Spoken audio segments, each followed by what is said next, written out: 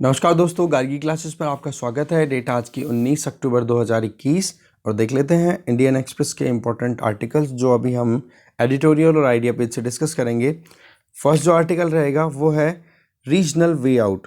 दिल्ली ने पहली बार अफगानिस्तान में जो रिजीम चेंज हुआ है उसके बाद में एक मल्टीलेटरल प्लेटफॉर्म के ऊपर एंगेजमेंट करने की शुरुआत की है, जिसमें जिन कंट्रीज़ की भी बॉर्डर शेयर होती है अफ़गानिस्तान से, उन सभी कंट्रीज़ के जो नेशनल सिक्योरिटी एडवाइज़र्स हैं उनको इनवाइट किया गया है। तो उस पॉइंट ऑफ व्यू से इस आर्टिकल को देखेंगे। दूसरा आर्टिकल हम देखेंगे a new quad in West Asia.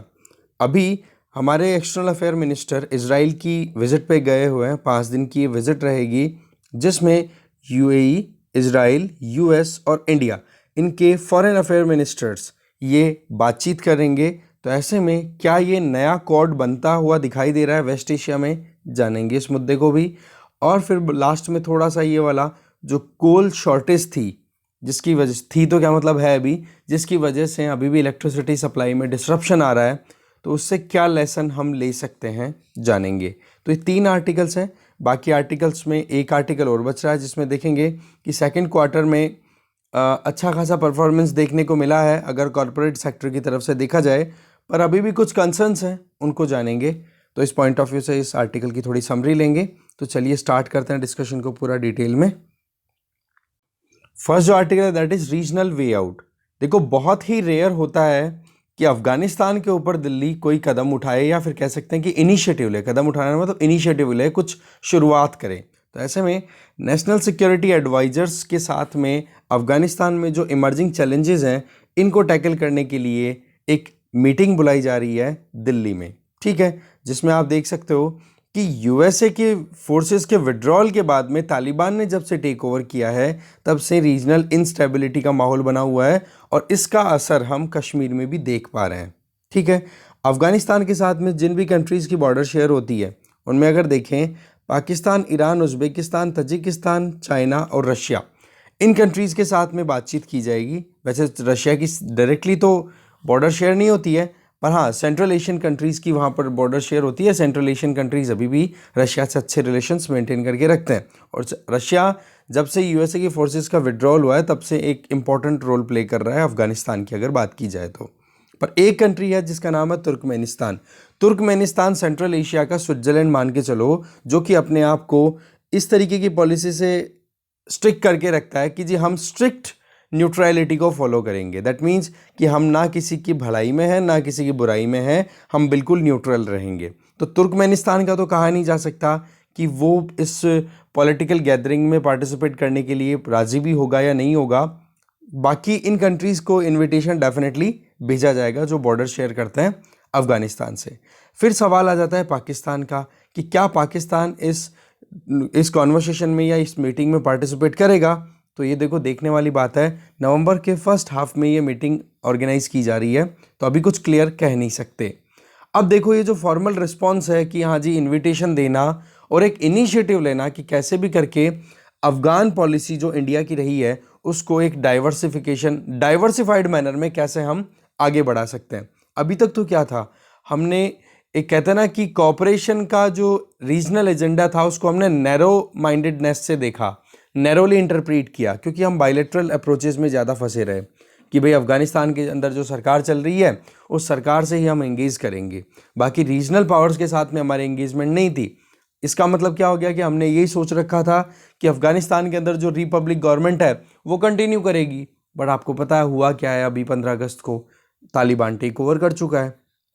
पिछले 2 दशकों की बात करें, जब से तालिबान पावर में था, फिर 2001 में आपको पता है कि वर्ल्ड ट्रेड सेंटर पे अटैक होने के बाद में यूएस फोर्सेस वहाँ पर आ चुकी थी अफगानिस्तान में।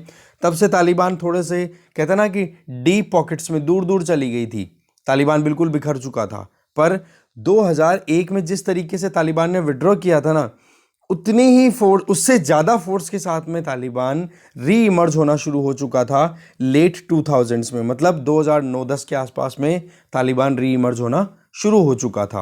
और इसके पीछे देखो, एक तो पाकिस्तान में मिली उनको सेंचुरीज़ कि आराम से वो रहने की व्यवस्था मिल गई और आराम से पैसा मिल गया तो प्रमोट हो चुके, और रही सही में हमारी बायलैटरल डिप्लोमेटिक कंसल्टेशन जिसमें हम किस में लगे थे, मेन फोकस था अफगानिस्तान की जो रिपब्लिक गवर्नमेंट थी, पहले हामिद करजई और फिर बाद में अशरफ गनी। ठीक है, तो ऐसे में आप देखो कि अफगानिस्तान की एंगेजमेंट में हमने बायलैटरल टाइज पे ज़्यादा ध्यान दिया, ना कि मल्टीलैटरल एंगेजमेंट्स पे। और ये पहला कदम होगा जब दिल्ली ये इनिशिएटिव ले रहा है कि मल्टीलैटरल इनिशिएटिव के पॉइंट ऑफ व्यू से आसपास की जितने भी रीजनल जो की स्टेक होल्डर्स हैं उन सबको बुलाया जाए। अफगानिस्तान में क्राइसिस लगातार बढ़ता चला जा रहा है। तालिबान को टेक ओवर किए दो महीने हो गए लगभग, पर 2 महीने में अभी तक भी तालिबान को किसी भी एक भी कंट्री ने, कहता ना कि रिकॉग्नाइज कर लिया हो, ऐसा नहीं हुआ है। ठीक है, अब चाइना हो, रशिया हो, ईरान, कतर, टर्की, ये 4-5 ऐसे कंट्रीज़ हैं इंक्लूडिंग पाकिस्तान। पाकिस्तान तो पहले से ही अपने को पता है कि किस तरीके से एक्टिवली पार्टिसिपेट कर रहा है। इवन तालिबान को रीइंट्रोड्यूस करने में पाकिस्तान का सबसे बड़ा रोल है। तो ऐसे में ये 4-5 कंट्रीज़ अफगानिस्तान की डिप्लोमेसी में एक्टिवली पार्टिसिपेट कर रहे हैं, जबकि इंडिया जो है वो पीछे है कि नहीं। तो ऐसे में इंडिया पिछले 2 दशकों के अंदर बहुत कुछ कर चुका है अफगानिस्तान के साथ में अपनी एंगेजमेंट्स को राइज करने के लिए, चाहे इन्वेस्टमेंट को लेकर के देखो या फिर वहाँ के लोगों की वेलफेयर को लेकर के देखो। तो उस पॉइंट ऑफ व्यू से अभी तक हमारा जो कदम था ना, वो एक कहता है ना कि एक्टिव रीजनल डिप्लोमेसी कभी भी हमने नहीं अपनाई। क्यों? क्योंकि हमने सीधा बायलैटरल रिलेशन अफगानिस्तान के साथ रखे और बाकी जो की स्टेक होल्डर्स हैं, जो भी अफगानिस्तान के नेबरिंग कंट्रीज़ हैं, उनके साथ में हमने इतना ज़्यादा इंगेजमेंट नहीं रखा अफगानिस्तान के मुद्दे को लेके। तो ऐसे में अब पैसिव से एक्टिव एक्टर की तरफ, अगर एक्टिविटीज़ की तरफ हम बढ़ेंगे तो ये एक एनकरेजिंग पॉइंट है। इसके अलावा अब हमने दरवाजे तो खोल लिए हैं कि हम रीजनल सिक्योरिटी के जो इश्यूज़ हैं उनको हम डिस्कस करना चाहते हैं, पर सवाल है कि पाकिस्तान क्या डिस्कशन करना चाहेगा। क्योंकि हमें पता है कि जब से जम्मू कश्मीर का स्पेशल स्टेटस हमने रिवॉक किया है, तब से पाकिस्तान कंडीशन ही लगाता रहता है इंडिया पे कि भाई जब तक आप जो 2009 से पहले जो कॉन्स्टिट्यूशनल स्टेटस जम्मू कश्मीर का था वो रिस्टोर नहीं करोगे, तब तक हम आपसे बातचीत नहीं करेंगे। इसके अलावा अफगानिस्तान के मुद्दे पर जब कभी भी इंडिया ने इस्लामाबाद से बात करने की कोशिश की है, तो अफगानिस्तान के मुद्दे को बिल्कुल डिस्कार्ड करके रखा कि बोला हम तो बात ही नहीं करना चाहते हैं। ठीक है, तो ऐसे में पाकिस्तान के ऊपर भी क्वेश्चन मार्क है। तो इनविटेशन तो देखो हमने दे दिया है, अब सवाल ये है कि कौन कौन से कंट्रीज़ आते हैं और किस किस का पार्टिसिपेशन प्रॉपर इंडिया में रहता है। जी, ये दिल्ली में अभी मीटिंग बुलाई जा रही है नेशनल सिक्योरिटी एडवाइजर्स की। ठीक है, तो पाकिस्तान की सक्सेस तो देखो तालिबान को रीइंस्टॉल करने में हो चुकी है, पर सवाल यह है कि कितना लंबा चलेगा ये तालिबान का रूल। क्योंकि अभी तक 2 महीने हो चुके हैं, किसी भी कंट्री ने तालिबान के रिजीम को रिकॉग्नाइज नहीं किया, मतलब कोई डिप्लोमेटिक गेन नहीं है अभी तक भी तालिबान की सरकार के पास में। और रही सही में तालिबान की सरकार के सामने चैलेंजेस और आ रहे हैं, वहीं की जो ISKP जो Islamic state of Khurasan province, वो वहाँ पे बॉम्ब ब्लास्ट कर रही है, वहाँ के निर्दोष लोगों को अभी भी मारा जा रहा है। जबकि एक था कि तालिबान अगर आ जाएगा रिजीम में, तो एक माहौल तो बना हुआ ही था कि हाँ जी वो जो मिलिटेंट है तालिबानी लोग हैं वो लोग ही अगर आ जाएंगे रूल में तो कम से कम अफगानिस्तान के निर्दोष लोगों की डेथ तो नहीं होगी, पर वो तो अभी भी नहीं रुक रही है। तो ऐसे में देखो, एक तो तालिबान को रिकग्निशन नहीं मिल रहा है और दूसरा इस्लामाबाद पे वैसे ही प्रेशर है फाइनेंशियल एक्शन टास्क फोर्स के अंदर, जो टेररिस्ट एक्टिविटीज़ को, मनी लॉन्ड्रिंग को ज़्यादा प्रमोट करने वाले जो भी रिजीम्स हैं उनको फिर फंडिंग नहीं मिलती IMF वर्ल्ड बैंक से, सपोर्ट ही नहीं मिल रहा है। पाकिस्तान पे वैसे फाइनेंशियल स्ट्रेस बना हुआ है, पॉलिटिकल प्रेशर वैसे कम नहीं है। तो इसमें हर तरीके से पाकिस्तान का ये जो एजेंडा है ना वो सस्टेन करेगा, इस पर एक बहुत बड़ा क्वेश्चन मार्क लगा हुआ है। तो देखो, इस्लामाबाद को इनवाइट करेगा इंडिया तो ये एक राइट स्पिरिट होगी, और देखा जाए तो it will be एमेनेबल, that means open and responsive suggestion रहेगा कि वाकई में पाकिस्तान को भी बुलाना चाहिए बातचीत के लिए। और फिर पाकिस्तान आता है तो और ज़्यादा अच्छा रहेगा, क्योंकि रीजनल सिक्योरिटी वो इन पॉइंट ऑफ व्यू से देखा जाए ना तो पाकिस्तान सबसे ज़्यादा वल्नरेबल है अगर अफगानिस्तान इनस्टेबल रहता है तो। ठीक है, तो प्रिजुडाइसिस को थोड़ा साइड रखना पड़ेगा कि जो भी हमने पहले से दिमाग में भ्रांतियां पाल रखी हैं, जो भी हमारे दिमाग में ऑलरेडी, उनको साइड में एक बार रखो और अफगानिस्तान के मुद्दे पर तो कम से कम एक बार एकजुट होकर के इन मुद्दों को सॉर्ट आउट करो। वही बात है जी, बायलैटरल रिलेशन में आपके क्या है क्या नहीं है उसको एक बार साइड में रखा जा सकता है, पर मुद्दा जब इंटरनेशनल कम्युनिटी का आ जाए और वो भी रीजनल इश्यूज़ का, जिसमें अफगानिस्तान बिल्कुल सेंटर में है, तो वहाँ पर इंडिया और पाकिस्तान को बातचीत करनी चाहिए। एडिटर ये कहना चाह रहे हैं। ठीक है, आगे चलते हैं। नेक्स्ट आर्टिकल है new quad in West Asia. Article को लिखा है C राजा मोहन ने। देखो, ये पहली बार हो रहा है जब 4 कंट्रीज़ के फॉरेन अफेयर मिनिस्टर जो हैं वो मीटिंग करने वाले हैं। वो 4 कंट्रीज़ कौन कौन है? India, Israel, United Arab Emirates और यूएसए, मतलब इंडिया, इजराइल, यूएई, यूएस। इनके फॉरेन अफेयर मिनिस्टर्स हैं, वो पहली बार मिलेंगे। और आप देखो कि दिल्ली की जो एंगेजमेंट है वेस्ट एशिया से, उसमें एक टर्न देखने को मिल रहा है, चेंज देखने को मिल रहा है। अब इसमें देख सकते हो कॉन्वर्सेशन के एलिमेंट बहुत सारे होने वाले हैं, और इसमें ट्रेड होगा, एनर्जी सिक्योरिटी होगी, ठीक है, बहुत सारी चीज़ों पे एंगेजमेंट रखी जाएगी, बातचीत होगी। तो ऐसे में हमारे जो एक्सटर्नल अफेयर मिनिस्टर है एस जयशंकर जी, वो इजराइल की विजिट पे गए हुए हैं, 5 दिन की विजिट पे, और इसमें एक ये इंपॉर्टेंट है। और आप ये मान के चलो कि इंडिया ने जिस तरीके से अपने डिप्लोमेटिक रिलेशंस इजराइल के साथ में पिछले 30 सालों के अंदर राइज की है ना, तो ये मान के चलो कि आइडियोलॉजिकल जो शैकल्स में हम बंधे हुए थे ना, उससे हम बाहर निकल रहे हैं। अच्छा, ये केवल इंडिया इजराइल रिलेशन ही नहीं, इंडिया यूएई रिलेशन भी तो आप देखो, वो भी तो अब्राहम अकॉर्ड इन्होंने साइन कर रखा है, जिसके अंदर यूएई ने इजराइल को रिकॉग्नाइज किया है और इजराइल ने अपनी यूएई के साथ में अपने टाई अप्स राइज करने की बात की है। तो आइडियोलॉजिकल जो भी बंदिशें थी उसको छोड़ करके और दूसरे जो पॉइंट हैं उनके ऊपर एंगेजमेंट बढ़ाने की कोशिशें की जा रही है दिल्ली के द्वारा वेस्ट एशिया में, चाहे फिर वो इजराइल के साथ हो या फिर यूएई के साथ में ही क्यों ना हो। इसके अलावा इंडिपेंडेंस के बाद में जो इंडिया का स्टैंड था, वो मिडिल ईस्ट के साथ में केवल और केवल फॉरेन पॉलिसी में हम आइडियोलॉजी के पॉइंट ऑफ व्यू से फंसे रहे, और अभी तक भी हमने प्रॉपर एंगेजमेंट्स नहीं राइज की थी।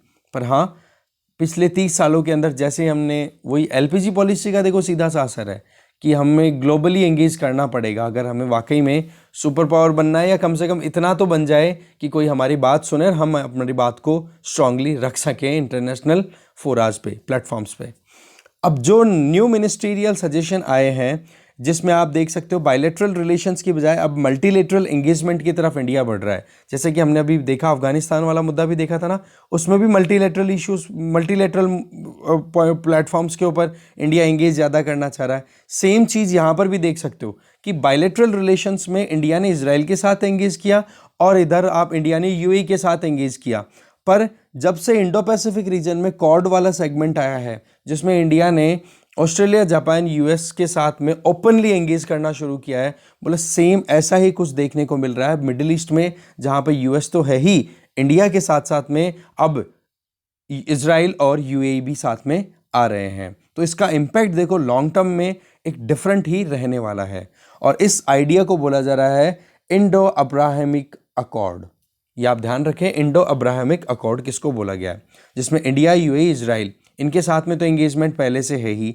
अब इस इंडो अब्राहमिक अकॉर्ड है ना, इस अकॉर्ड का नाम दिया था मोहम्मद सोलिमन, ठीक है, जो कि इजिप्शियन स्कॉलर हैं और वॉशिंगटन में रहते हैं। उनका ये कहना है कि बोले ये तीनों कंट्रीज बहुत ज़्यादा आगे बढ़ सकते हैं अगर एंगेज करते हैं तो, ठीक है। अब देखो फिर यूएस का एंट्री हो जाना, यूएस की एंट्री होता है तो इसको फिर वेस्ट एशिया का कॉर्ड बोलना, वैसे तो जल्दबाजी होगी, राइटर भी आगे बोलेंगे ये बात, वैसे तो जल्दबाजी होगी पर लग कुछ ऐसा ही रहा है, ठीक है। फिर सोलिमन का जो आइडिया था, जिसमें फोकस क्या था कि इंडिया को ज़्यादा से ज़्यादा एडवांटेज लेना चाहिए अपने रिलेशनशिप इजराइल और अरब कंट्रीज़ के साथ में नॉर्मलाइज करके। अब वैसे तो हमें पता ही है कि अब्राहम अकॉर्ड के बेसिस पे इजराइल और यूएई के रिलेशन ऑलरेडी अच्छे हो रहे हैं, और ये अब्राहम अकॉर्ड साइन कहाँ हुआ था, वहीं वॉशिंगटन यूएसए की मीडिएटरशिप बेसिस पे ही मीडिएशन किया था यूएसए ने, और सितंबर 2020 में साइन हुआ था। तो ऐसे में अब इंडो और Abrahamic accord, that means India, Israel और यूएई तीनों मिलकर के अगर काम करते हैं तो इसका कितना फ़ायदा मिल सकता है मिडिल ईस्ट में भी वहाँ पर रहने वाले लोगों को, और साथ में इंडिया को खुद को भी और इजराइल को भी। तो ऐसे में हमारी जो स्ट्रेटेजिक एंगेजमेंट है, स्ट्रेटेजिक कॉपरेशन है, उसको हम वाइड करते चले जा रहे हैं। ये एक अपने आप में एनकरेजिंग सिग्नल है। अब्राहम अकॉर्ड की बात करें तो वैसे तो देखा जाए ना तो यूनिवर्सल अप्रूवल इसको अभी तक प्रॉपर नहीं मिला है। अप्रोबेशन का मतलब होता है अप्रूवल, पर फिर भी बहुत सारे ऐसे पॉइंट्स हैं जिनके ऊपर सक्सेस रेट अच्छी खासी कंसिडर की जा सकती है इजराइल और यूएई के बीच का जो एग्रीमेंट है उसके बीच में। वैसे तो देखो डोनाल्ड ट्रंप ने अपनी तरफ से पुश किया था इसको कि भाई कैसे भी करके शांति बनाओ तुम लोग, क्योंकि यूएई, सऊदी अरब और इजराइल, इनके साथ में यूएसए के रिलेशन फ्रेंडली नेचर के हैं। अब दोनों कंट्रीज, दोनों ग्रुप, यूएई और अगर इजराइल लड़ते हैं तो फिर बाद में यूएसए के लिए मुश्किल हो जाता है दोनों को राजी कराना और दोनों के बीच में कोई सेटलमेंट कराना, है कि नहीं। तो इस केस में क्या है कि डोनाल्ड ट्रंप ने शुरुआत तो कर दी थी अब्राहम अकॉर्ड की, और उसी चीज़ को जो बाइडन ने अपना लिया और कंटिन्यू कर रहे हैं वो, कि जो डोनाल्ड ट्रंप की जो फॉरेन पॉलिसी थी ना उसमें बिल्कुल चेंज नहीं आने दिया, चाहे वो फिर इंडो पैसिफिक रीजन में चाइना को कंटेन करने का मुद्दा हो, चाहे मिडिल ईस्ट के अंदर ये जो हम अभी बात कर रहे हैं जिसको हम बोल रहे हैं मिडिल ईस्ट में जो वेस्ट एशिया में न्यू कॉड तैयार हो रहा है वो, ठीक है। तो डोनाल्ड ट्रंप ने तो देखो अपनी तरफ से जो भी काम किए थे ना, उसमें एक चीज़ थी, डोनाल्ड ट्रंप ने तो इजराइल को ज़्यादा सुपीरियर बताया, है ना, कि इजराइल मतलब वेस्ट एशिया की अब बात ही करें तो इजराइल के साथ में क्यों लड़ाई है, वो पैलेस्टीनियन इशू को ही तो है ना, कि इजराइल पैलेस्टीन का जो कॉन्फ्लिक्ट है उसकी वजह से सऊदी अरब और यूएई सीधा इजराइल से एंगेज नहीं कर पाते क्योंकि उनकी लड़ाई हुई हुई रही है पहले 1960s-70s में, ठीक है। तो ऐसे में डोनाल्ड ट्रंप ने तो देखो इजराइल को इम्पोज किया था कि भाई यरूशलेम जो है वो पूरा ही इजराइल का है, ऐसा करके स्टेटमेंट्स बहुत सारे आए थे, इवन नया मैप ही डिक्लेयर कर दिया था डोनाल्ड ट्रंप ने। पर बाइडन जो है वो लगातार इंसिस्ट कर रहे हैं कि 2 स्टेट सॉल्यूशन होना चाहिए, जिसमें जो डिस्प्यूटेड टेरिटरी है उसको प्रॉपर्ली डिवाइड किया जाए इजराइल और पैलेस्टीन के बीच में। इसके अलावा अगर इजराइल की domestic politics point of view से देखा जाए तो वहां पर अभी नई सरकार चल रही है नेफ्तली बेनेट की। इसके पहले सरकार चल रही थी पिछले 12 सालों से लगातार बेंजामिन नेतन्याहू की। अब बेंजामिन नेतन्याहू ने तो क्या किया था कि बहुत ज़्यादा कॉन्फ्लिक्ट राइज कर दिया था पैलेस्टीन के साथ में, पर बेनेट की टारगेट ये है कि कैसे भी करके कॉन्फ्लिक्ट को श्रिंक किया जाए, रिड्यूस किया जाए। तो ऐसे में ये भी एक एनकरेजिंग पॉइंट है, और इसी तरीके से जो बाइडन है वो भी 2 स्टेट नेशन की थ्योरी पे काम कर रहे हैं कि कैसे भी करके बोले डिवाइड कर दो और इस कॉन्फ्लिक्ट को खत्म करो। अब आप देखो इकोनॉमिकली देखो या टेक्नोलॉजिकली देखो, इजराइल और यूएई दोनों अब धीरे धीरे अपनी एंगेजमेंट्स को राइज कर रहे हैं स्पीड से, ठीक है।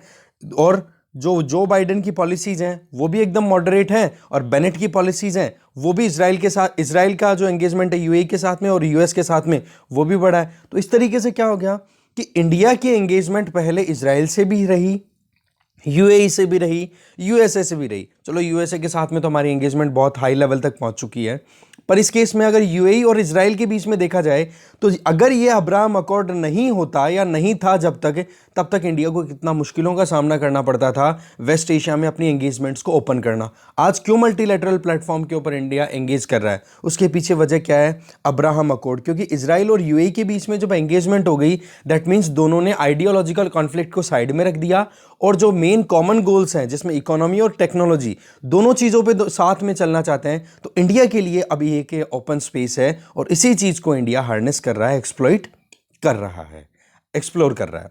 तो ऐसे में सबसे इंपॉर्टेंट गेन क्या है इंडिया की जो फॉरेन पॉलिसी के लिए, जिसमें दिल्ली की कॉपरेशन इजराइल के साथ में भी और दिल्ली की कॉपरेशन अरब वर्ल्ड के साथ में भी राइज हो रही है, और वो अरब और इजराइल भी साथ में है, तो अब इंडिया के लिए मुश्किलें थोड़ी डाउन हो गई। तो ऐसे में जो नई फॉरेन पॉलिसीज डेवलप हो रही है ना, ये प्रैग्मेटिक अप्रोच के ऊपर है, प्रैक्टिकल अप्रोच के ऊपर है, कि एक प्रॉपर असेसमेंट किया जा रहा है और उसके बाद में काम करना आगे बढ़ के। इसका मतलब नॉन आइडियोलॉजिकल एंगेजमेंट है मिडिल ईस्ट के साथ में, अब आइडियोलॉजी साइड में है, टारगेट हो गया इकोनॉमी और टेक्नोलॉजी, ठीक है। आगे चलते हैं हम।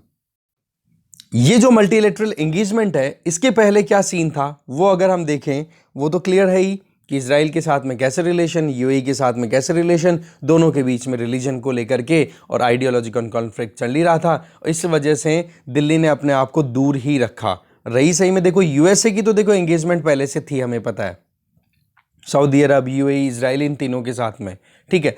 पर अब यूएसए की एंगेजमेंट में भी यूएसए भी एक क्या चीज़ चाह रहा है कि अपनी प्रेजेंस को मिडिल ईस्ट से थोड़ा रिड्यूस करे, जिससे कि देखो जब भी कोई जिम्मेदार कंट्री, बड़ा कंट्री कहीं पे एंगेज करता है तो उनको फिर इकोनॉमिकल प्रेशर भी लेना पड़ता है। तो अब जैसे जैसे 21st सेंचुरी में इंडिया यूएस रिलेशन राइज हो रहे हैं, तो यूएस के हिसाब से ये है कि अब इंडिया की एंगेजमेंट अगर मिडिल ईस्ट में राइज की जाएगी तो उसका बेनिफिट यूएस को ऐसा रहेगा कि यूएस अपने बर्डन को शेयर करवा लेगा, और इंडिया के लिए बेनिफिट ये रहेगा कि मिडिल ईस्ट कंट्रीज के साथ में एंगेजमेंट प्रॉपर रहेगी, तो उससे वो इकोनॉमिकली और टेक्नोलॉजिकली तो राइज होगा ही, पर पाकिस्तान को भी फिर बाद में ज़्यादा वहाँ पर अपने स्टेक्स ओपन करने का मौका नहीं मिलेगा, ठीक है ना। तो ये सारी चीज़ें हम यहाँ पर देख सकते हैं।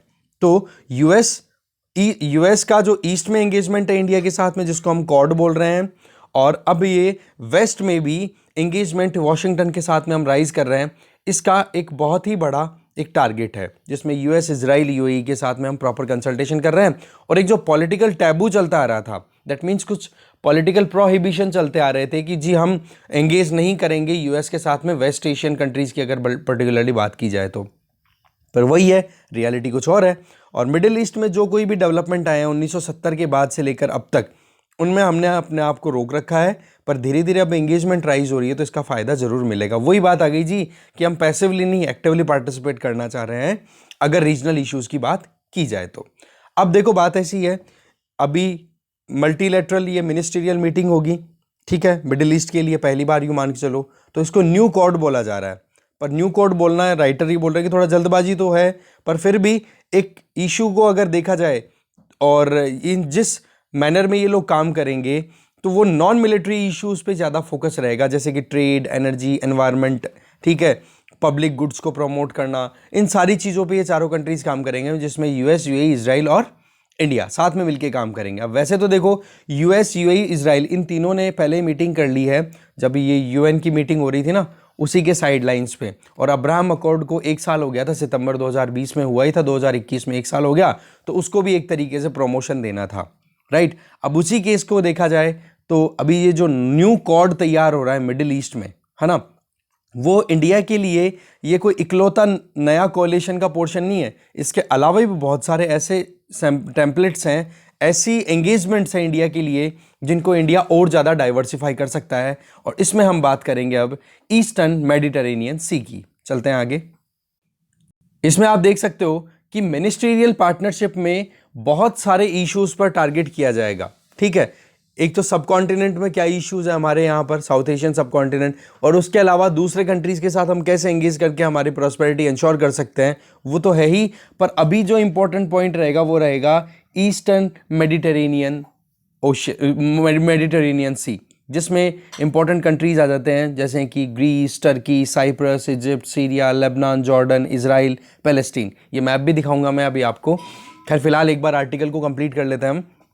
तो इन कंट्रीज में अगर देखा जाए ना, तो इस एरिया को, जो ईस्टर्न मेडिटेरेनियन सी है ना, इसको अभी तक हमने फ्रेगमेंटेड मैनर में देखा है। जैसे यूरोपियन ईस्टर्न मेडिटेरेनियन सी, जिसमें ग्रीस आ गया, थोड़ा बहुत ही मान लो सीरिया वाला रीजन, साइप्रस वाला रीजन आ गया।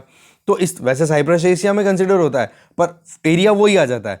पर दूसरी तरफ अफ्रीकन कंट्रीज के अंदर डिवीजन, जहां पर इजिप्ट का रोल प्ले होना शुरू हो जाता है। और फिर मिडिल ईस्ट में बचे हुए सारे आ ही गए, ये सारे के सारे सीरिया, लेबनान, जॉर्डन, है ना, इजराइल, ये सारे। तो ऐसे में ईस्टर्न मेडिटेरेनियन रीजन को हमने डिवीजन पॉइंट ऑफ व्यू से देखा, डिवाइडेड एक पॉइंट ऑफ व्यू से देखा।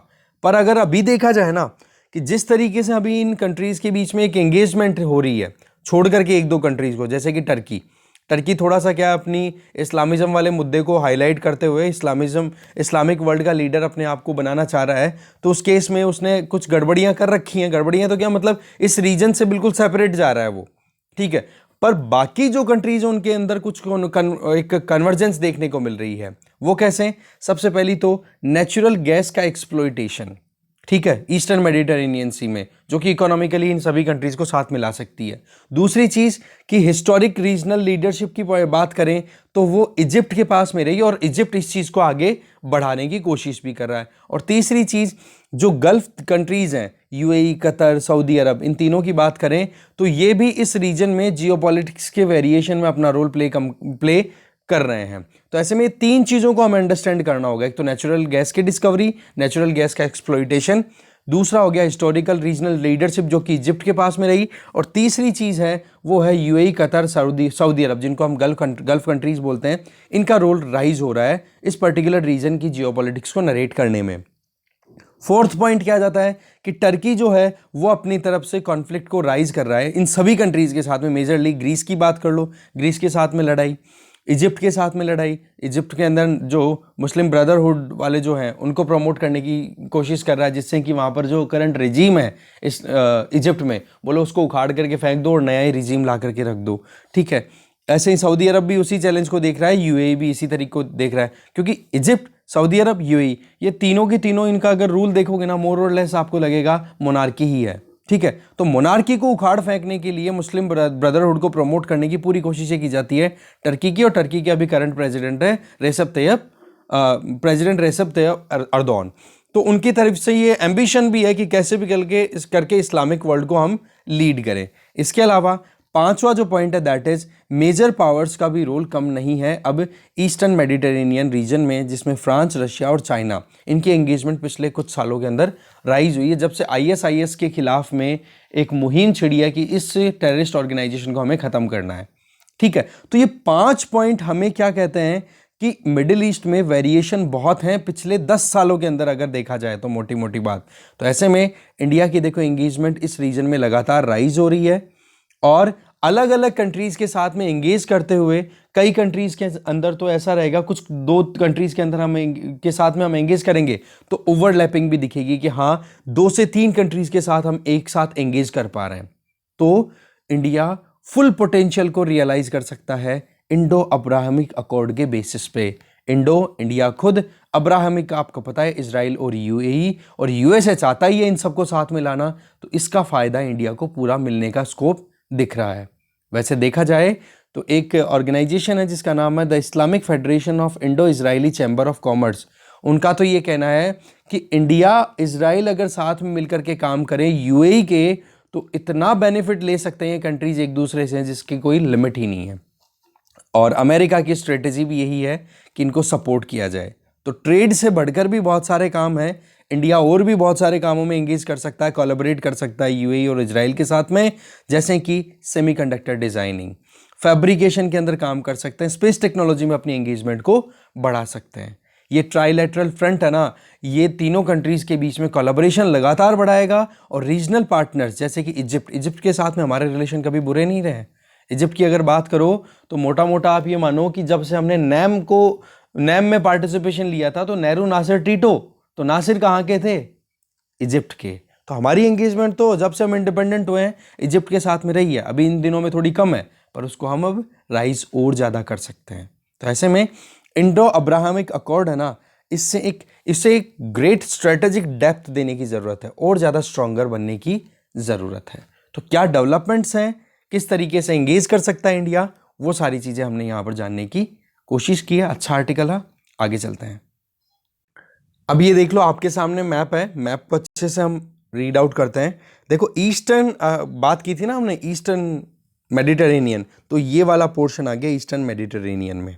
ठीक है, अब इसमें ये जो येलो वाला पोर्शन है ना, ये इधर पूरा ग्रीस है पूरा। ठीक है, इसके अलावा ये टर्की आ गया, टर्की के अलावा ये सीरिया देख सकते हो, सीरिया भी अपनी कोस्टल लाइन शेयर कर रहा है। ठीक है, मेडिटेरेनियन सी के साथ में।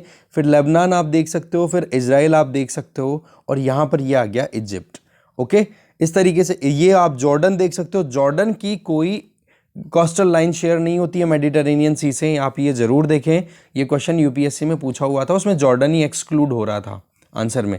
इसके अलावा आप सऊदी अरब पे भी फोकस कर सकते हो, ये रहा सऊदी अरब, और ये यहाँ पर कतर है, और कतर के पास में यहाँ पास में छोटा सा कंट्री है बहरीन, जो कि यहाँ पर आप देख सकते हो, ये वाला डॉट है बहरीन वाला। ठीक है, इधर आप देख सकते हो यूएई, ये जो यूनाइटेड अरब एमिरेट्स हैं। तो ये मैप बहुत इंपॉर्टेंट है, इस मैप पे क्वेश्चन बड़े इंपॉर्टेंट बन जाते हैं भाई, आते हैं इस पे क्वेश्चन। ठीक है, तो इस मैप को थोड़ा और थॉरली आप अंडरस्टैंड करने की कोशिश करना। ठीक है, और ईस्टर्न मेडिटेरेनियन क्यों बोला? क्योंकि ईस्ट डायरेक्शन वाले पोर्शन की हम बात कर रहे हैं।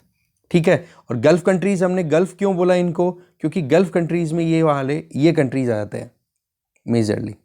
ठीक है ना, जिसमें कुवैत भी आ गया, सऊदी अरब भी आ गया, कतर भी आ गया। ठीक है, बहरीन, क्योंकि यहाँ पे पर्शियन गल्फ के साथ में ये अपनी कोस्टल लाइन शेयर करते हैं। ठीक है, और इनके पास में हाइड्रोकार्बन्स की कोई कमी नहीं है। अच्छा, फिर वाटर स्ट्रेट्स की बात भी कर लो, स्ट्रेट ऑफ हॉर्मज यहाँ पर आप देख सकते हो, ये जो कि पर्शियन गल्फ को ज्वाइन कराती है किससे? अरेबियन सी के साथ में। अरेबियन सी की एक्सटेंशन है गल्फ ऑफ ओमान, ये वाली गल्फ ऑफ ओमान है, और यहाँ पर आप देख सकते हो पर्शियन गल्फ है। ओके, ये रेड सी यहाँ पर लोकेटेड है, यहाँ पर सुएज कैनाल है, ये रही। ओके, और ये इजराइल और पैलेस्टीन के बीच में डिस्प्यूटेड टेरिटरी दैट इज यरूशलम, यहाँ पर लोकेटेड है। थोड़ा सा मैप को आप ढंग से देख लें तो कोई इशू नहीं है। अब यहाँ पर नीचे भी आ जाओ, इस पर भी नज़र डाल देते हैं। बाबल मंदेब यहाँ पर देख सकते हो, बाबल मंदेब, गल्फ ऑफ एडन, ठीक है, अरेबियन सी, तो ये एरिया आ गया। और यमन की कैपिटल सना, ये कैपिटल्स भी दी हुई है, इन पे भी एक बार आप नज़र डालो अच्छे से। ये क्वेश्चन बन सकता है। और ये है हॉर्न ऑफ अफ्रीका, जिसमें इथियोपिया, एरिट्रिया, जिबूती और सोमालिया, ये चारों कंट्रीज मिलकर के हॉर्न ऑफ अफ्रीका बनाते हैं। सूडान भी देखो रेड सी के साथ में अपनी बॉर्डर शेयर करता है। क्वेश्चन बन सकते हैं भाई, ऐसे ही बनते हैं। ठीक है। ओमान की कैपिटल मस्कट यहाँ पे है। यूएई की कैपिटल, वैसे तो 7 अलग अलग टेरिटरीज ज्वाइन होकर यूएई बना हुआ है, पर कैपिटल अबू धाबी। कतर की दोहा है ही। ऐसे ही बहरीन की कैपिटल मनामा, सऊदी की रियाद। ये सारी चीज़ें आप देख सकते हो। ठीक है। रिवर्स की अगर बात करो तो यहाँ पर आप देखो, ये यहाँ से शुरू होती है ब्लू नाइल, और वाइट नाइल लेक विक्टोरिया से शुरू होती है तंजानिया, फिर यहाँ से आती हुई और फिर यहाँ ऊपर जा कर के अपना डेल्टा बनाती है और गिर जाती है मेडिटरेनियन सी में। कौन सी रिवर? नाइल। इसके अलावा टिग्रिस और यूफ्रेट्स, ये 2 रिवर्स और हैं जहाँ पर मेसोपोटामियन सिविलाइजेशन डेवलप हुई थी। तो ये चीज़ें और देख ली हमने अब, है कि नहीं। आगे चलते हैं। अब इसको आप मैप को ज़रा अच्छे से देखें, आगे चलते हैं हम। नेक्स्ट जो आर्टिकल है वो देखो, गुड ऑगरीज। इसका मतलब ये हो गया कि अच्छे सिग्नल्स देखने को मिले हैं। अभी देखा जाए तो अर्ली बर्ड रिजल्ट्स तो कुछ ऐसे हैं कि इंडियन कंपनीज जो है वो अच्छी खासी रिकवरी रजिस्टर कर रही है। और स्पेसिफिकली बात करें तो ये जो करंट फाइनेंशियल ईयर चल रहा है 2021-22, इसके सेकंड क्वार्टर में, जैसे कि इंफॉर्मेशन टेक्नोलॉजी मेजर्स की बात कर लो, जिसमें इन्फोसिस और टीसीएस बहुत ही अच्छा परफॉर्म कर रही है। वैसे भी हमें पता है सॉफ्टवेयर इंडस्ट्री तो वैसे भी अच्छा परफॉर्म ही कर रही थी लॉकडाउन के टाइम पे भी। ठीक है। इसके अलावा भी अगर देखा जाए तो बैंकिंग सेक्टर भी अच्छा खासा परफॉर्म कर रहा है। जैसे कि एचडीएफसी बैंक की बात करें तो यहाँ पर भी बहुत अच्छी परफॉर्मेंस देखने को मिली है। जो नेट सेल है या प्रॉफिट है वो अच्छा खासा देखने को मिला है, ये सेकंड क्वार्टर की बात की जाए तो। अब इसमें हेल्दी परफॉर्मेंस लगातार बनी रहे। कॉरपोरेट टैक्स कलेक्शन भी देखो गवर्नमेंट ऑफ इंडिया के पास में अच्छा खासा है, रोबस्ट है। ठीक है। इसके अलावा फर्स्ट 5 मंथ्स की अगर बात करें करंट फाइनेंशियल ईयर में, तो 2019 के कंपैरिजन में बहुत ही ज़्यादा हेल्दी इंक्रीमेंट देखा गया है overall performance of the economy point of view से देखा जाए तो। जीएसटी कलेक्शन आपको पता ही है पीक पे चल रहा है। पर देखो ये सब सारी सिल्वर लाइंस तो हैं, पर मुश्किलें ही कुछ हैं अभी भी, डिमांड और सप्लाई साइड दोनों तरफ से।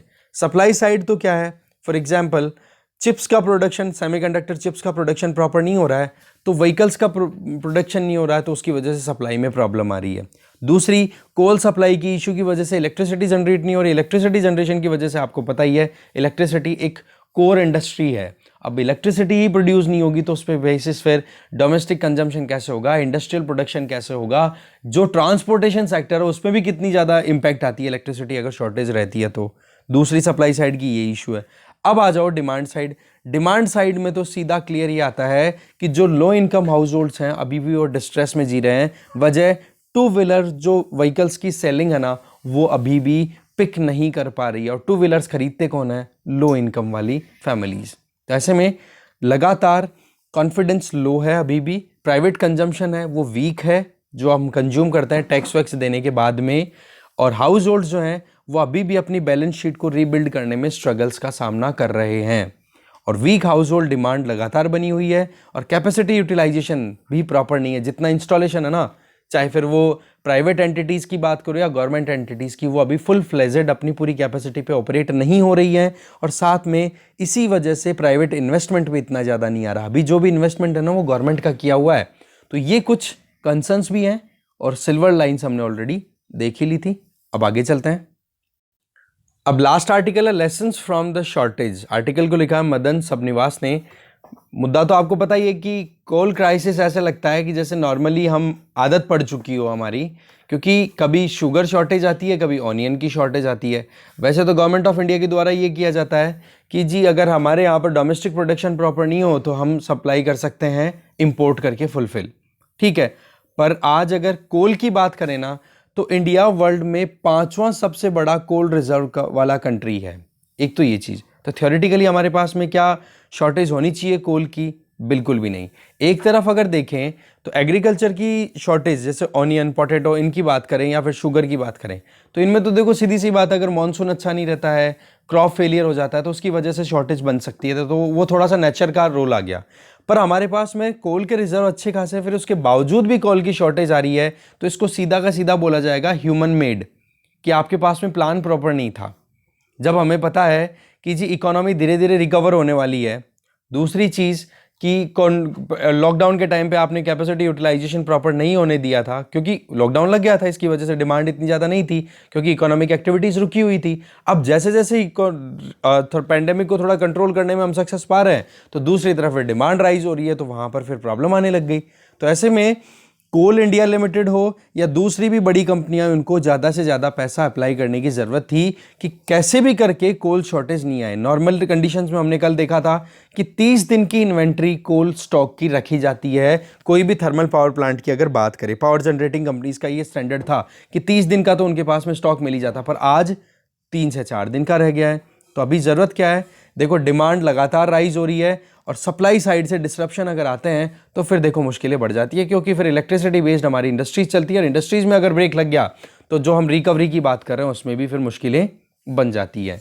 एक तो तरीका क्या है कि हम डोमेस्टिक जो प्रोडक्शन है उसको राइज कर सकते हैं। दूसरा, इंपोर्ट के लिए अब वैसे तो हमें पता है कि आत्मनिर्भर भारत अभियान जब से शुरू किया गया है तब से हमने इंपोर्ट को रिड्यूस करने की बात की, और इंडिया ने बहुत हद तक अपनी सेल्फ सफिशिएंसी की बात है ना कोल प्रोडक्शन में, उसमें अचीव भी कर लिया था।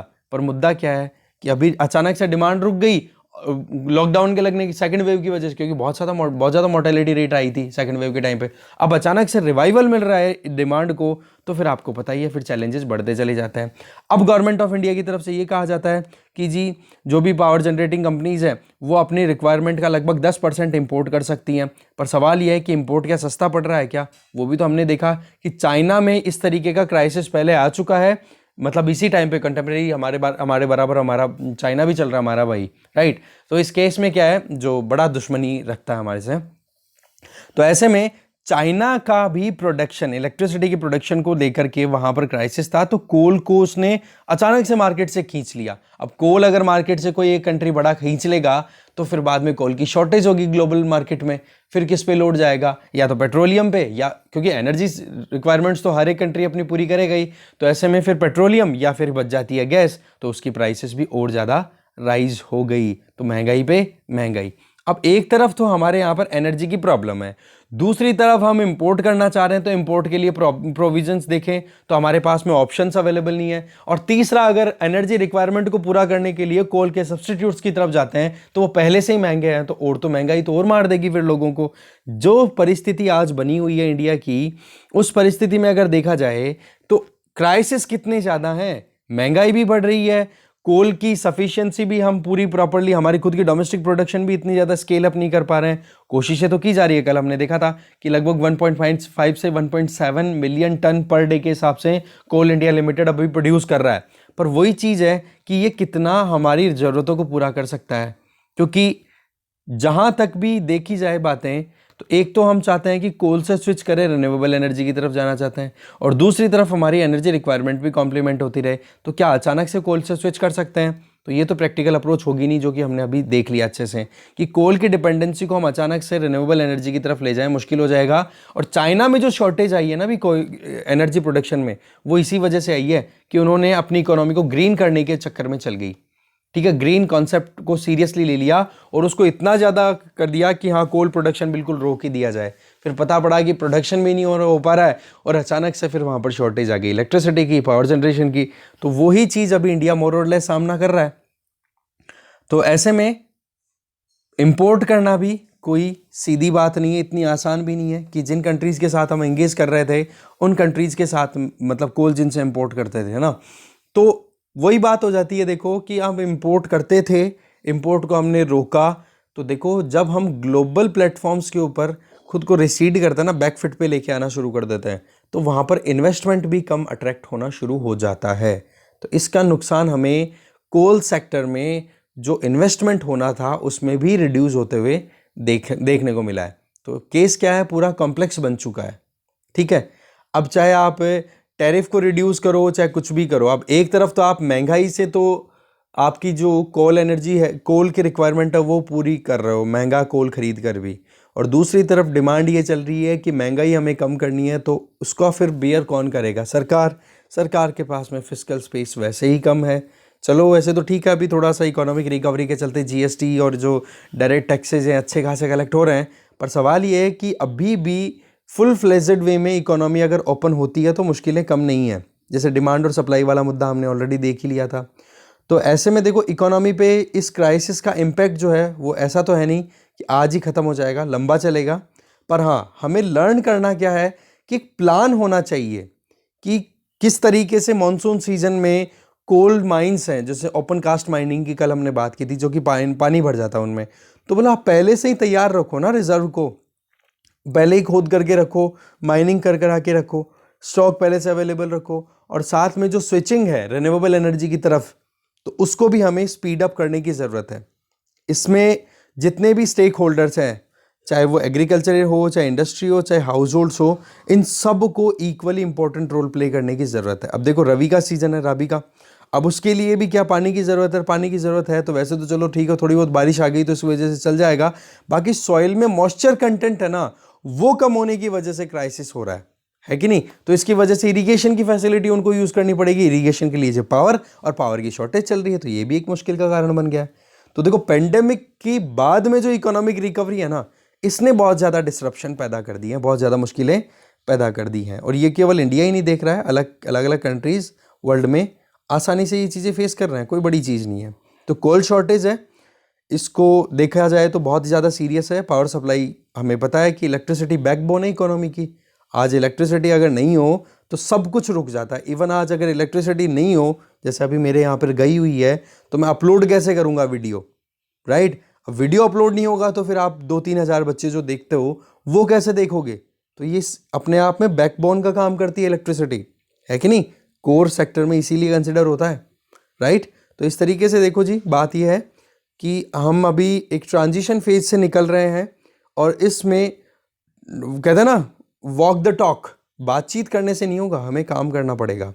कार्बन इम्प्रिंट को भी हम कम करना चाहते हैं, रिन्यूएबल एनर्जी को भी इंट्रोड्यूस करना चाहते हैं, करो, पर उसका पेस भी स्पीड से होना चाहिए, अच्छा खासा पेस होना चाहिए, ठीक है। दूसरा, 100% कोल को हम बैन करें और फिर बाद में उस पर पहुंचे तो वैसे इकोनॉमीज डगमगा जाएंगी। तो ऐसे में एक बैलेंस्ड वे में काम करने की ज़रूरत है। लेसन्स बहुत हैं जो हमने अभी देखा। और नेशन की बात की जाए तो हमारा देश आने वाले 2-3 सालों के अंदर 8% की रेट से ग्रो करने वाला है, तो उसके लिए तो इलेक्ट्रिसिटी कॉम्प्रोमाइज़ होगी तो फिर नुकसान ही नुकसान है। टारगेट ज़्यादा है तो हमें परफॉर्मेंस भी अच्छी देनी पड़ेगी। जैसे कि आप यूपीएससी के लिए अच्छी परफॉर्मेंस दोगे, पढ़ोगे, तो अपने आप आसानी से रिजल्ट मिलेगा, है कि नहीं। तो इस डिस्कशन में जो भी चीज़ें थी उनको हमने जानने की कोशिश की है।